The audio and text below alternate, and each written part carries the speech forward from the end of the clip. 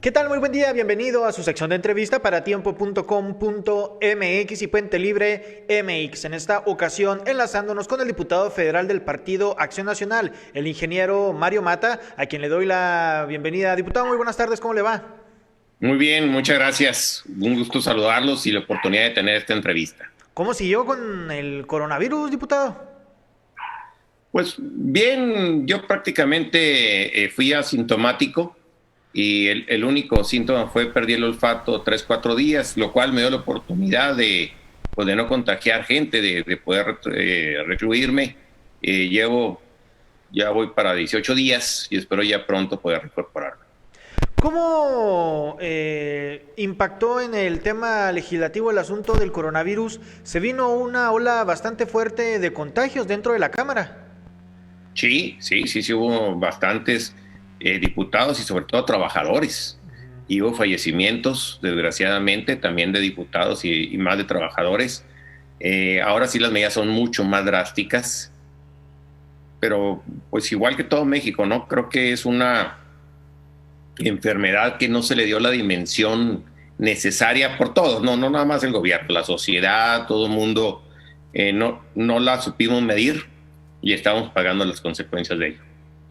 Ante esta situación, diputado, qué bueno que ya se está recuperando, pero los asuntos legislativos continúan. Hay una disputa muy importante por parte de los gobernadores de la Alianza Federalista, entre ellos el mandatario Javier Corral aquí de Chihuahua, con el presidente Andrés Manuel López Obrador, y pues le piden una repartición más equitativa, sobre todo por este tema del coronavirus. En primera instancia, diputado, ¿usted cómo ve esta batalla, por decirlo de alguna manera, que tienen actualmente los gobernadores?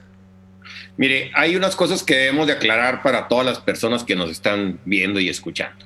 Número uno, en ningún momento está en riesgo el pacto federal, ¿eh? Creo que ahí ha habido un malentendido y a lo mejor los términos, como son parecidos, no va a haber un North-Exit, no nos vamos a separar de la federación. Ese es un proceso, es una independencia, es una guerra. Eso no va a pasar. Ese es el primer punto, que quede claro. En ningún momento ni se ha visto la posibilidad, ni se ha hablado, ni se contempla el separarnos del pacto federal. Somos una república federalista y en la cual Chihuahua es un estado libre y soberano que pertenece a ella y que no se va a separar. Eso es el primero. Segundo, el pacto fiscal. Este pacto fiscal, que tiene 20 y tantos años, inició porque, usted no le tocó, pues usted todavía ni nacía, hace muchos años. Había una serie de impuestos federales, municipales, estatales, que se sumaban, el famoso 4, que se sumaba más el 4, más el 4, más el 4, y no había un orden. Por eso se inició un pacto federal, una convención hacendaria, en el cual se estableció que el cobro de los impuestos federales lo realizara la federación o lo realizara el estado por un convenio para la federación, todo iba a dar una bolsa y en la cual se repartía 80% para la federación y el 20% se reparte de ese 20, 16%, o sea, el 80% de ese 20, que da 16, para los estados y 4%, que es el 20% del 20%, para los municipios. Es 80, 16 y 4, si usted lo suma le dan el 100%. Bueno, eso funcionó relativamente bien. ¿Por qué? Porque los estados sabían y los municipios que aparte de ese gasto no programable, porque es un gasto que viene por porcentaje, iban a recibir inversión federalizada. Le pongo un ejemplo, yo fui presidente de Delicias. Yo del ramo 33 y el ramo 28, que son el Fortamun, de todos esos ramos que son por porcentaje, recibíamos una cantidad. Pero aparte tenía la oportunidad de acceder a bolsas como el rescate de espacios públicos, como el del deporte, con el que hicimos el polideportivo, el cultural, con el que hicimos el teatro y un centro cultural. Había muchas bolsas y sobre todo había la oportunidad, por medio de los diputados federales del ramo 23, llevar programas de pavimentación, de electrificación, de agua potable, y esos programas o esos proyectos pasaban a la federación, se empataban con algo al estado y empataba el municipio y era una gran bolsa. Le puedo decir que yo bajé casi 800 millones de pesos en 3 años para el municipio. Pues eso ya se acabó. Desde el momento que este gobierno entró, se acabó el gasto federalizado justo. Ahorita es totalmente discrecional, ideológico y muy peleado con lo que debe de ser. El ramo 23 lo desaparecieron porque era el ramo de los moches y en lugar de ponerle una solución a esa corrupción que había, pues lo más sencillo es te lo quito y lo reparto yo, con igual o peor corrupción, además habría que señalarlo, pero además discrecional. Quiere decir, te portas bien, piensas como yo y haces lo que yo te digo, te premio. No te doy nada. Y eso ha pasado en toda la República. Los 2.550 y tantos municipios del país ya no reciben. Y ahora que este año, que fue el colmo, porque se disminuye notablemente además las participaciones, pues no hay oportunidad. La mayoría de los estados y municipios, sus ingresos propios apenas le bastan para su gasto operativo, su nómina, la electricidad, etcétera, su gasto de operación, su logística. No tiene dinero para invertir más lo que puede empatar con la federación. Al acabarse esa oportunidad, pues lógicamente se puso grito en el cielo. Déjeme decirle que no es de ahorita. En el 2019 exactamente, en enero del 2019, en Juárez, cuando se inició la muy mal llamada zona libre, porque no es zona libre de ninguna manera, pero sí hubo un pacto ahí para la frontera, donde había un IVA diferenciado para quien cumpliera con N de requisitos y una disminución en el ISR.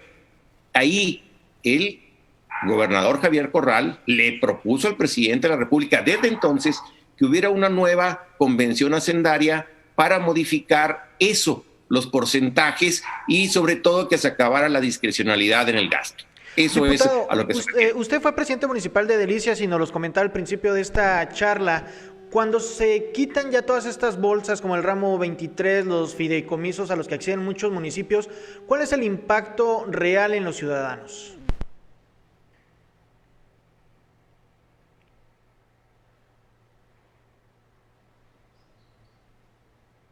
Al parecer tuvimos ahí un problema de conexión.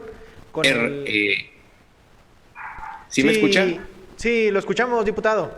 Perdón, le digo que no va a haber pavimentación, no va a haber agua potable, no va a haber electrificación, no va a haber espacios públicos, no va a haber obras, o sea, no va a haber gimnasios, no va a haber nuevos gimnasios, no va a haber nuevos teatros.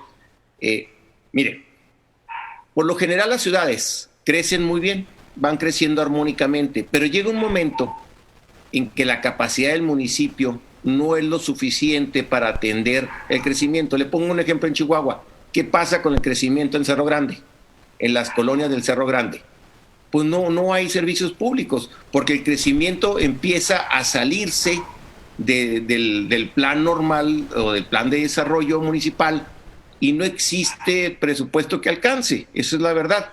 Y mucha gente, como no tiene acceso a la seguridad social, a un Infonavit, a un Fobiste o a alguna manera de poder construir una casa con otros recursos más que los propios, pues ¿qué hace? Busca un terreno que se lo done el Estado o lo invade, empieza con la autoconstrucción.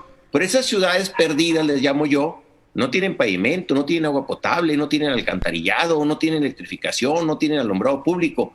¿Qué era con lo que se hacía todo eso? Pues con el ramo 23, con el rescate de espacios públicos, que ya no existe. Entonces, ese va a ser el impacto. Vamos a volver a los años 70, cuando teníamos ciudades perdidas grandísimas como Nesa en México, o en algunos lugares, ¿verdad?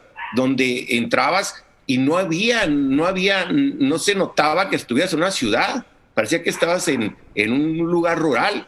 Ese va a ser el problema, que no vamos a tener el dinero suficiente para que los ciudadanos puedan tener los servicios públicos. Y lo mismo le pasa al Estado. Acuérdense que el Estado pues, va a tener problemas ahora en educación, en salud, en seguridad. Se quita el Fortaseg. El Fortaseg ya lo quitaron.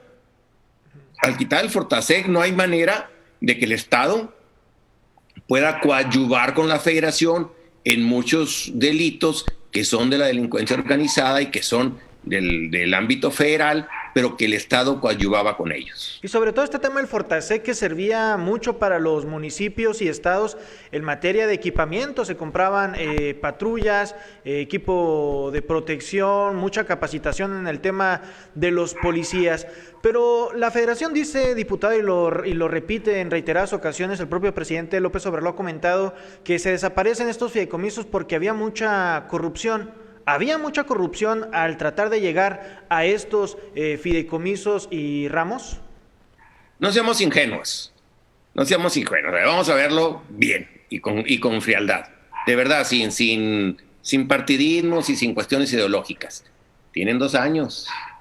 El 1 de diciembre del 2018 tomó protesta el presidente con la Auditoría Superior de la Federación, con las contralorías, con el poder legislativo subyugado totalmente, porque él tiene mayoría en la Cámara de Diputados y en la de Senadores, con todo el poder en la mano, porque ahora hasta la Suprema Corte de Justicia ya le hace caso.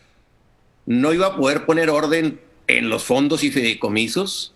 Se está apuntando a sí mismo, o sea, al señalar, al decir que había corrupción, pues son ellos, es él.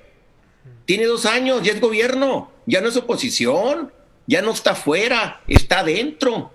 Él tiene que tomar las decisiones para que no haya corrupción. Si hay corrupción, pues el corrupto es él. Si tiene 2 años soportando corrupción y su única forma de arreglarlo es quitar los fideicomisos en lugar de arreglarlos. Mire, los fideicomisos tienen una función muy específica. Los fideicomisos son fondos en una institución financiera para evitar esto precisamente, para evitar que cada 6 años el presidente en turnos diga, presta para la orquesta y se quede con ellos. Tenían su consejo técnico, tenían sus reglas de operación y podían sobrevivir a los cambios de sexenio, a los cambios políticos. Entonces, lo que pasa es que el señor no está acostumbrado a hacer las cosas bien, con unas reglas. Él quiere hacerlo a su total discrecionalidad. Es mentira total que lo haga por corrupción. Yo no dudo que haya actos corruptos, fíjese bien la diferencia. Yo digo, si hay actos corruptos, atáquelos, investíguelos, métalos a la cárcel. No hay un solo indiciado, no hay un solo imputado, mucho menos un vinculado. Pues, claro que no es corrupción, es simplemente el deseo de tomar la bolsa. Ahora, la otra gran mentira. Dices que ahora lo vamos a entregar directamente. ¿A quién? O sea, ¿lo va a entregar directamente a quién? No viene en el presupuesto de egresos de Federación del 2021. No le va a dar un 5 a los campesinos, no viene. O sea, no dice tanto para el aseguramiento de las cosechas, tanto para el programa de concurrencia, tanto para el ProGAN, ProAgro, no viene nada. Y el de seguridad, que se lo va a dar directamente al policía, le va a dar dinero para que se compre su chaleco antibalas y el equipo. Es mentira, hombre, todo eso es mentira. Es una bolsa que la toma el señor, que se la va a apropiar para efectos electorales totalmente. ¿Ese es el fondo entonces, diputado, el tema electoral? Claro que sí. Porque si el tema fuera el desarrollo del país, hay 1000 maneras de hacerlo y hacerlo bien, ¿eh? Hasta con el auxilio de nosotros, la oposición. ¿Usted cree que nosotros nos íbamos a oponer a un cambio radical en el sistema de fondos y fideicomisos que eliminara la corrupción y eliminara la discrecionalidad? Claro que no. Lo mismo en el ramo 23, lo mismo en estancias infantiles, lo mismo en la ayuda a los agricultores. Desaparecen lo más sensible, desaparecen la Financiera Nacional de Desarrollo.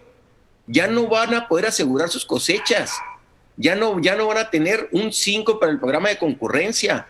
Hay ahorita gente que sembró maíz en el 2019 y que no les han dado su parte del precio objetivo. No hay ayuda a la comercialización.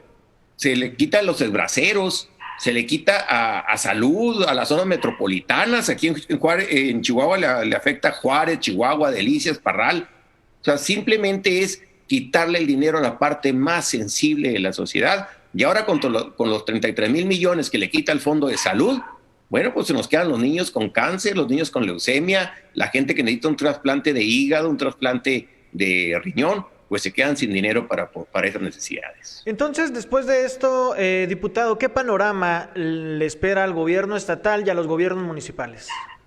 Pues un panorama muy negro, porque al gobierno del estado le están reduciendo un 7%, que es mucho dinero, le están reduciendo.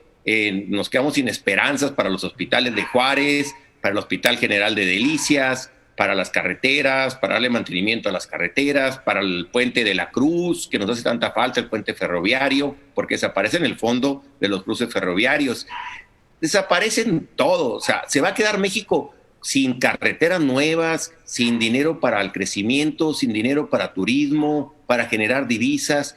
Yo veo un panorama muy negro, pero sobre todo, mire, cuando hay una crisis como esta de la pandemia, o una crisis económica que nos llegara del mundo, o lo que sea, la unión en la población sale adelante. Cuando hay un gobierno que divide, cuando hay un gobierno que todas las mañanas se dedica a confrontar a los mexicanos, no hay posibilidad de salir. No hay ninguna posibilidad. Lo único que necesitamos es que el 2021 tenga un real contrapeso en la Cámara de Diputados para que el señor entienda que para gobernar lo primero que hay que hacer es alianzas, no dividir. Diputado, ¿a poco estamos tan mal en esta situación? Porque nos plantea un panorama muy desalentador. Bueno, mire, yo soy numérico. De verdad, a mí no me gusta discutir sin números. Vamos a ver.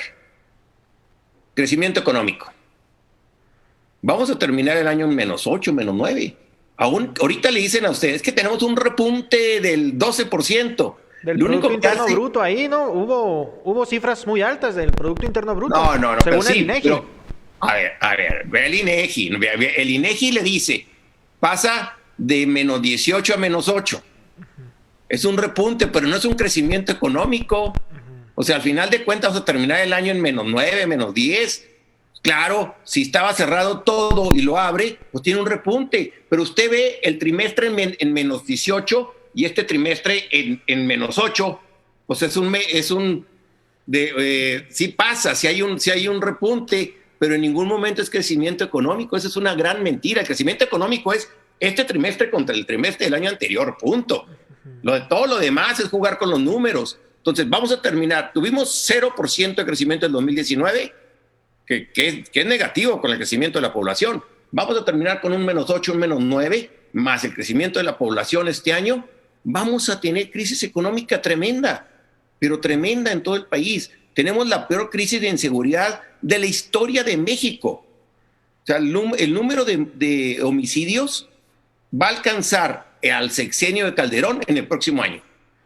Y en 4 años va a alcanzar al de Peña Nieto. O sea, la tasa de homicidios por cada 100,000 habitantes es un 30% más alta que la de Felipe Calderón, que dicen que fue el sexenio más violento, que no es cierto, el más violento es el de Peña Nieto. Y hay anteriores también más violentos. Entonces, yo veo un panorama negro.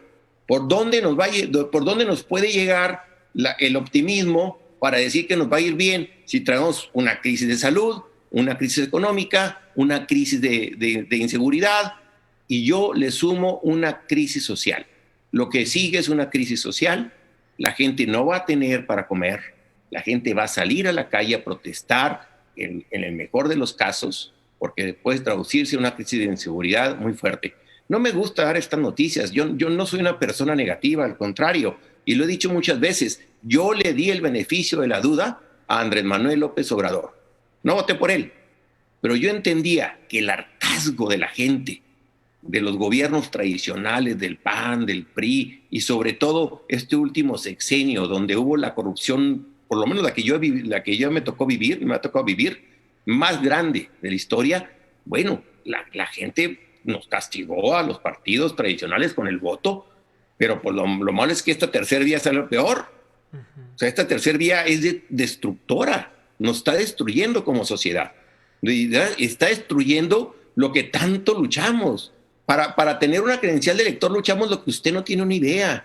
El 97 que ganamos por primera vez, no la mayoría, porque no ningún partido ganó la mayoría, pero que le quitamos la mayoría al PRI, el 97, y que iniciamos con la credencial de elector, y no la credencial de elector con fotografía, y que el Congreso ya no fuera el calificador de las elecciones, sino un organismo descentralizado. Todo eso lo estamos perdiendo.